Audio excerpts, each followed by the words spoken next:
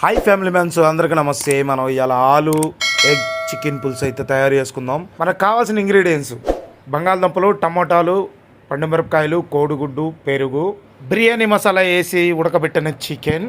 ఆ ఉడకబెట్టిన చికెన్ని శుభ్రంగా నూనె పోసుకొని దాంట్లో బాగా ఎర్రగా వచ్చేటట్టు ఫ్రై చేసుకోవాలి. మనం పక్కన పెట్టిన మసాలాలు అయితే అల్లం, చిల్లిపాయ, కొబ్బరి, గసగసాలు, చెక్క, లవంగాలు వేసేసుకొని మిక్సీ అయితే పట్టుకోవాలి. ఆ తర్వాత ఎర్రగొచ్చిన చికెన్లో మన ఇంగ్రీడియంట్స్ ఉల్లిపాయలు, బంగాళదుంపలు వేసి బాగా నీట్గా కొద్దిగా అవి కూడా ఎర్రగొచ్చేటట్టు వేపుకొని ఆ తర్వాత మనం పక్కన పెట్టుకున్న మసాలా అయితే వేసేసుకోవాలి. వేసుకున్న తర్వాత కలదిప్పుకున్న తర్వాత గుడ్లు అయితే 2 గుడ్లు పగలగొట్టుకోవాలి. మీకు కావాలంటే ఇంకో గుడ్డు అదనంగా వేసుకోండి. గుడ్డు వేస్తే చికెన్ మాత్రం టేస్ట్ నెక్స్ట్ లెవెల్లో వస్తుంది. ఆ లాస్ట్లో టమాటాలు వేసేయాలి. టమాటాలు అయితే బాగా మగ్గనివ్వాలి, ఎందుకంటే స్మెల్ అయితే వస్తుంది, పచ్చి స్మెల్. ఆ తర్వాత పెరిగేసుకోవాలి. ఆ తర్వాత కారం వేసుకొని చికెన్లో ఉడకబెట్టిన మసాలా నీళ్ళు అయితే పోసేసుకోవాలి. మన కూర అయితే రెడీ అయిపోయింది. నా కూరగా నచ్చినట్టయితే లైక్ చేసి సబ్స్క్రైబ్ చేయండి.